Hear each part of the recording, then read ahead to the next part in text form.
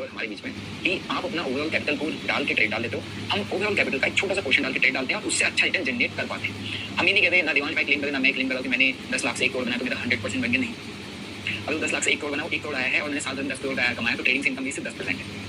या साल भर में मैंने 5 करोड़ कमाया है और मैंने ट्रेडिंग में 10 लाख वाले कैपिटल को अगर 1 करोड़ बना के क्लोज किया है तो मेरी साल भर में ओवरऑल इनकम मेरी 5 करोड़ थी, 5 करोड़ में से सिर्फ 1 करोड़ मैंने ट्रेडिंग से कमाया है, तो that is somewhere around 20%, right. तो ऐसे डिफाइन करना पड़ता है। काफी सारे लोग सारे क्रिएटर सोशल मीडिया में अपनी ट्रेडिंग इनकम को इस तरीके से दिखाते हैं कि गाइस मैंने 10 लाख से 1 करोड़ बना दिया और मैं ट्रेड नहीं कर पाई, पॉसिबिलिटीज नहीं है, ठीक है। तो आई होप आपका डाउट क्लियर हुआ। अगर ये डाउट क्लियर हुआ, समझ में अच्छा लगा, वीडियो को लाइक करो। मैं एक चीज बताता हूँ ना भाई, अगर आपको प्रॉफिटेबल बनना है तो एक मेरी बात मानिए कि भैया 1 लाख रुपए आपके अकाउंट में तो सिर्फ 25,000 30,000 यूज करिए हर ट्रेड में। इसके पीछे रीजन बताता हूँ। आपके अकाउंट में 1 लाख रुपए थे, ठीक है, 1 लाख रुपए आपके अकाउंट में थे, ठीक, आपने ट्रेड लिया, 50 लेवल पे आप कर रहे हो, ठीक, पूरा पैसा लगा के ट्रेड ले लिया।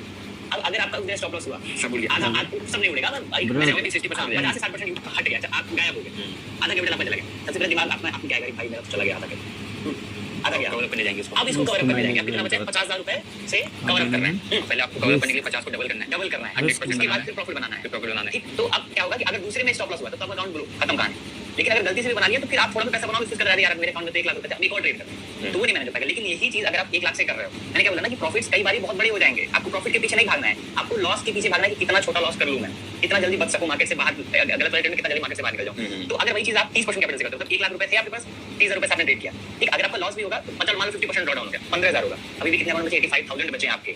अगला एक ट्रेड और आपका गलत हुआ, ठीक, तो उसमें 15,000 रुपए और जाएंगे, अब कितने पे आप 70,000 पे आए, अभी भी आपका 70% 100 में से 70% कैपिटल बचा हुआ है, और एक ट्रेड अगर अच्छा आ गया, आपका चल गया, तो आपका फिर से आप 70,000 से 1 लाख पे आ जाओगे। यही एक मेरा मेजर रीजन था प्रॉफिटेबल ट्रेडर बनने का। इसीलिए मैं इतने बड़े पैसे रख के छोटे से करता हूं कि मैंने ट्रेड किया, चलो मेरा 6 लाख का लॉस भी हो गया, 5 लाख 6 लाख का, फिर मैं उसको अगला एक और रिस्क लूंगा, क्योंकि मेरे लिए 10 लाख का अगर मेरा एक दिन में क्लोज भी होता है नेगेटिव में, मेरा कैपिटल कितना परसेंट गया, 10% गया, राइट।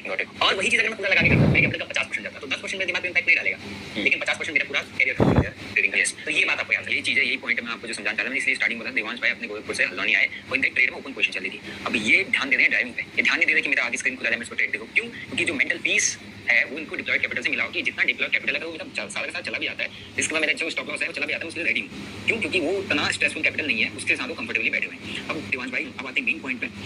अब बताओ आप चार्ट पे स्टे, वाओ, सो गाइस यहाँ पे $1,700 समथिंग बाय का